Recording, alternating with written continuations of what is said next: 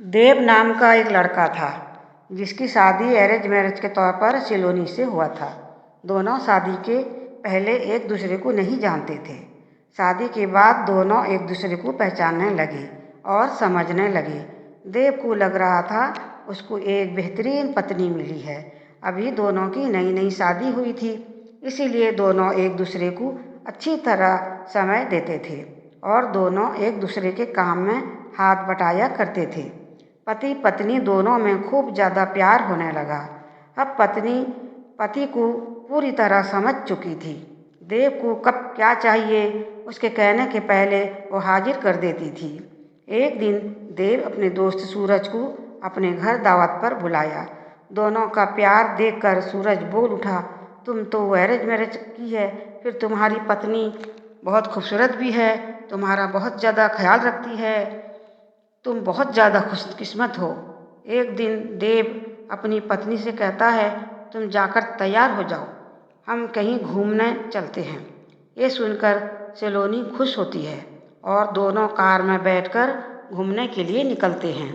रास्ते में जब हाईवे पर गाड़ी जाती है, उसे एक बड़ी गाड़ी से टक्कर होने के कारण दोनों बुरी तरह जख्मी हो जाते हैं। देव को जब होश आता है तो वो अपने को एक हॉस्पिटल में पाता है और अपनी पत्नी को ढूंढने लगता है। पत्नी को ढूंढते ढूंढते दूसरे कमरे में चला जाता है। उसके सर पर और पैर में बहुत ज़्यादा चोट आई है। देव ने डॉक्टर से पूछा कि मेरी पत्नी पूरी तरह ठीक तो हो जाएगी।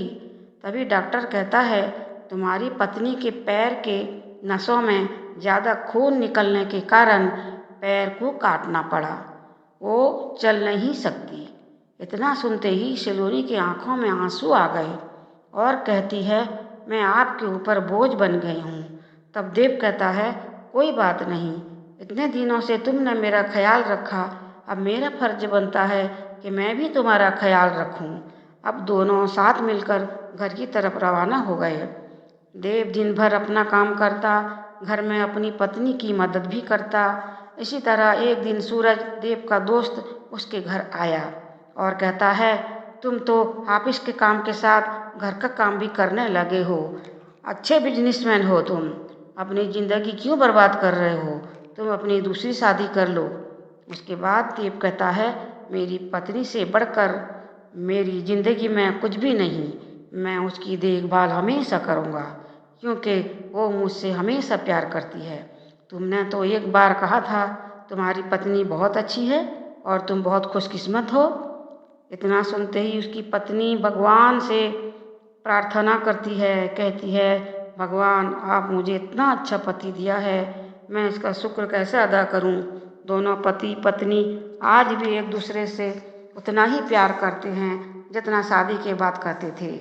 इसीलिए मेरा मानना है कि पत्नी चाहे जैसे भी हो, उसे कभी छोड़ना नहीं चाहिए और पत्नी को कोई तकलीफ़ हुआ तो उसका साथ देना चाहिए। उम्मीद है मेरी ये कहानी आपको अच्छी लगी होगी। धन्यवाद। सब्सक्राइब ज़रूर कीजिएगा।